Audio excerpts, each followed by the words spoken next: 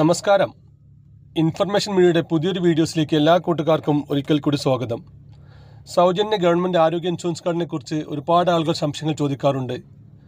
ആ കാർഡ് എങ്ങനെയാണ് പുതിയത് എടുക്കുക, നിലവിലുള്ള ആളുകൾക്ക് കാർഡ് പുതുക്കണോ, അതുപോലെ തന്നെ വീട്ടിലുള്ള മറ്റംഗങ്ങളെ ചേർക്കാൻ എന്തെല്ലാം കാര്യങ്ങൾ ചെയ്യണം എന്നതിനെക്കുറിച്ച് ഒരുപാട് ആളുകൾ സംശയം ചോദിക്കാറുണ്ട്.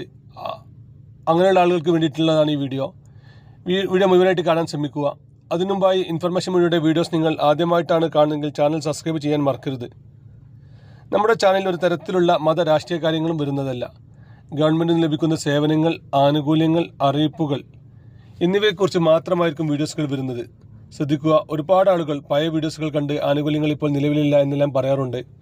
അങ്ങനെയുള്ള ആളുകൾ പ്രത്യേകം ശ്രദ്ധിക്കുക. ഗവൺമെൻറ് സേവനങ്ങളിൽ എപ്പോൾ വേണമെങ്കിലും പുതിയ മാറ്റങ്ങൾ വരാം. ഏറ്റവും പുതിയ അറിയിപ്പുകൾ ലഭിക്കാൻ ചാനൽ സബ്സ്ക്രൈബ് ചെയ്ത് തൊട്ടടുത്തുള്ള ബെല്ലൈക്കൺ കൂടി ക്ലിക്ക് ചെയ്ത് വെക്കുക. നമുക്കറിയാം, ഈ ഒരു ആരോഗ്യ ഇൻഷുറൻസ് കാർഡ് എടുക്കുന്ന തുടങ്ങിയ സമയങ്ങളിൽ കൂടുതൽ ആളുകൾ ഈ കാർഡ് എടുത്തിരുന്നില്ല. പിന്നീട് ഓരോ വർഷവും ഈ കാർഡ് പുതുക്കേണ്ടത് കൊണ്ട് തന്നെ ഒരുപാട് ആളുകൾ ഈ കാർഡിൽ നിന്ന് പുറത്തായി. അവസാനമായി 2018-19 കാലഘട്ടത്തിലാണ് അതുവരെ കറക്റ്റായി പുതുക്കി പോകുന്ന ആളുകൾക്ക് ഓരോ വർഷവും പുതിയ കാർഡ് ലഭിച്ചു. ഓരോ ആളുകൾക്കും പുതിയ രൂപത്തിലുള്ള കാർഡുകൾ ലഭിച്ചത്. നമ്മുടെ ആധാർ കാർഡ് അനിശ്ചിതമാക്കി ആധാറിലെ ഫോട്ടോയുള്ള വ്യക്തിഗത കാർഡുകൾ അന്നാണ് ലഭിച്ചത്. പക്ഷേ അന്നൊന്നും ഈ കാർഡിലേക്ക് പുതിയ ആളെ എടുക്കാനോ പുതിയ ചേർക്കാനോ ഒന്നും സാധിക്കുമായിരുന്നില്ല. പിന്നീട് കാര്യമായിട്ടൊരു അപ്ഡേഷനും ഈ ഒരു കാർഡിൽ വന്നിട്ടുണ്ടായിരുന്നില്ല. അതിനുശേഷം വന്നൊരു അപ്ഡേഷനാണ് നിലവിൽ നമ്മൾ മുകളിൽ പറഞ്ഞ പോലെ സ്വന്തമായി കാർഡുള്ള ആളുകൾക്ക് അവരുടെ കുടുംബത്തിലുള്ള മറ്റംഗങ്ങളെ, റേഷൻ കാർഡിൽ പേരുള്ള മറ്റംഗങ്ങളെ ഈ കാർഡിലേക്ക് ചേർക്കാൻ സാധിക്കും.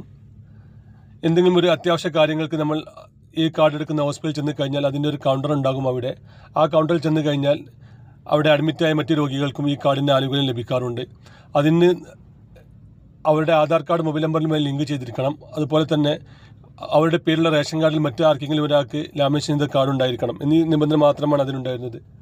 അതിനുശേഷം മറ്റൊരു അറിയിപ്പുമായി എത്തി പിന്നീട് 70 വയസ്സ് കഴിഞ്ഞ എല്ലാ ആളുകളെയും ഈ കാർഡിൽ ഉൾപ്പെടുത്തുമെന്നുള്ളത്. ആ കാർഡ് അന്ന് ഒരുപാട് ആളുകൾ അക്ഷയ കേന്ദ്രങ്ങളിൽ നിന്നും പ്രൈവറ്റ് സ്ഥാപനങ്ങളിൽ നിന്നെല്ലാം എടുത്തിരുന്നു.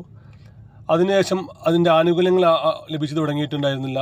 പക്ഷേ ഈ ജൂൺ 1 മുതൽ അതിൻ്റെ ആനുകൂല്യങ്ങൾ ലഭിച്ചു തുടങ്ങുകയാണ്. അങ്ങനെ കാർഡ് എടുത്ത ആളുകൾക്ക് അതിൻ്റെ ആനുകൂല്യം ലഭിച്ചു തുടങ്ങുകയാണ്.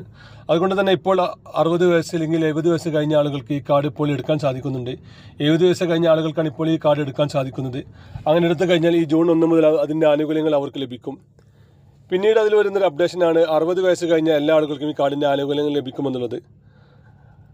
അതിപ്പോൾ തുടങ്ങിയിട്ടില്ല. ഈ ജൂൺ 1 ശേഷമായിരിക്കും അതിൻ്റെ ഔദ്യോഗികമായുള്ള പ്രഖ്യാപനം ഉണ്ടായിരിക്കുക.